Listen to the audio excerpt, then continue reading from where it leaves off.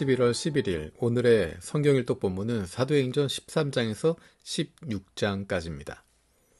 사도행전 13장부터는 안디옥 교회가 바나바와 바울을 전도활동을 위해서 파송하는 장면으로 시작하게 됩니다. 그래서 우리가 알고 있는 본격적인 사도 바울의 전도활동, 선교활동이 시작됩니다. 1차 선교여행에서 정말 놀라운 일들이 일어나게 됩니다. 수많은 이들이 예수님께로, 하나님께로 돌아오게 됩니다. 기쁨에 가득 차게 됩니다. 그리고 나서 사도행전 15장에는 굉장히 중요한 일이 벌어집니다. 그것은 예루살렘 총회에 대한 이야기입니다.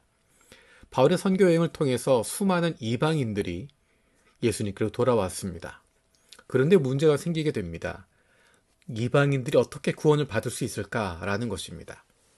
안디옥 교회에 유대로부터 예루살렘에서 온 몇 사람들이 큰 혼란을 일으킵니다.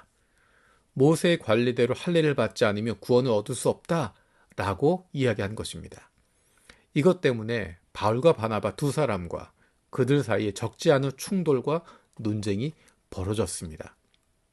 거기에서 정리가 되지 않아서 안디옥 교회는 이 문제로 바울과 바나바 그리고 신도 가운데 몇 사람들을 예루살렘으로 보내서 사도들과 장로들을 찾아보게 합니다. 그래서 모여진 것이 예루살렘 총회라고 하는 것입니다. 예루살렘에서 사도들과 장로들이 교회 지도자들이 함께 모여서 결정하게 되는 것입니다. 그 자리에서 많은 바리새파 사람들이 이야기합니다. 이방 사람들에게도 할례를 행하고 모세율법을 지키도록 명해야 된다. 어쩌면 분위기는 그렇게 갔었던 것 같습니다. 그래, 당연히 유대인이 되어야지. 당연히 이방 사람들도 경건한 이방인이 되는 것처럼 할례를 받고 모세율법도 지켜야 되지 라고 생각했던 것 같습니다. 그래서 논쟁이 길어지고 있었습니다. 그런데 그 자리에 베드로가 일어나서 이야기합니다. 우리가 앞에서 읽었던 것처럼 베드로에게 어떤 일이 있었습니까? 고넬료에게 복음을 선포했을 때 성령이 임했던 사건을 목격한 사람이 바로 베드로였습니다. 이방인에게 처음 복음 전한 사람이 바울이 아니라 처음으로 이방인이 성령 충만함을 받게 된 것을 목격한 사람이 바울이 아니라 베드로였습니다. 베드로가 그런 경험을 하게 됩니다. 베드로가 예루살렘 총회에서 일어나서 이야기합니다. 하나님께서 우리에게 주신 것과 같이 그들에게도 성령을 주셔서 그들을 인정해 주셨다. 하나님께서는 우리와 그들 사이에 아무런 차별을 두지 않으셨다.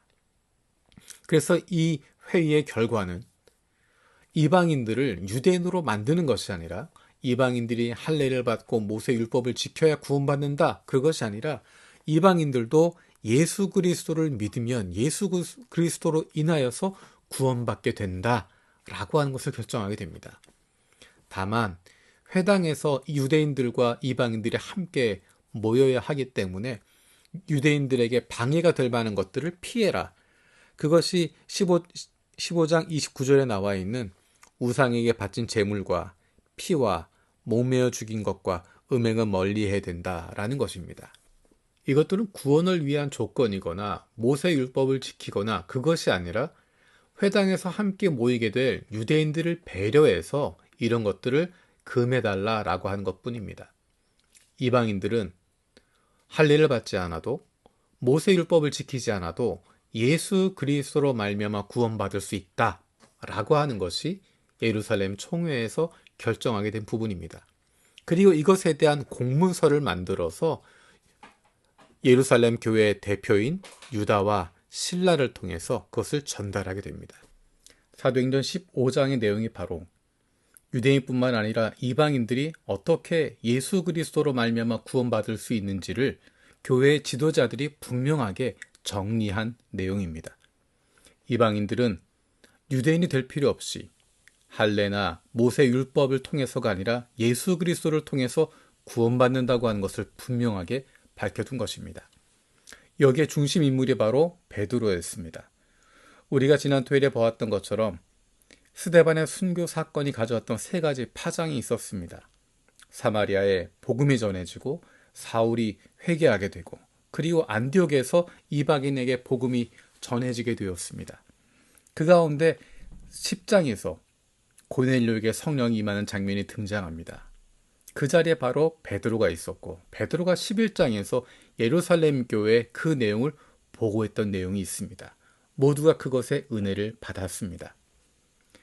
예루살렘 총회에서 베드로가 다시 한번 그것을 밝힘을 통해서 하나님께서 이방인들도 구원하시고자 한다고 하는 부분을 분명하게 공유할 수 있도록 하는 것입니다. 이 얼마나 놀라운 하나님의 계획하심입니까? 시간이 흘러가는 것 같았지만 어떻게 일이 되는 것 같았지만 지나고 보니 그 모든 것이 하나님의 계획하심이었고 인도하심이었습니다. 만약에 베드로가 고넬료를 만나지 않았더라면 그 일이 없었더라면 예루살렘 총회에서 이렇게 이야기할 수 없었을 것입니다. 바울이 먼저 이방 사람들에게 세례를 베풀게 되고 그들이 구원받은 사건이 있었다고 한다면 예루살렘 교회와 안디옥 교회는 갈라질 수밖에 없었을 것입니다. 하지만 하나님께서 미리 준비하셔서 미리 그 일들을 인도하여 주셔서 베드로가 알지 못했지만 하나님께서 그 길을 인도하셔서 미리 만들어 주시고 그가 경험하게 하시고 그것을 통하여서 예루살렘 총회가 이루어지게 하고 그로 말미암아 바울을 통해서 이방인 선교가 자유롭게 펼쳐질 수 있도록 준비한 이 모든 것들이 하나님의 계획하심 가운데 이루어졌던 것입니다. 어떻게 이것들이 가능할 수 있었을까? 하나님의 부르심에 베드로가 순종했습니다. 마음에 맞지 않는 부분이었지만 주님의 말씀에 순종해서 나아갔을 때 고넬료를 만나게 되고 하나님이 그에게 성령을 부어주신 것을 목격하게 됩니다.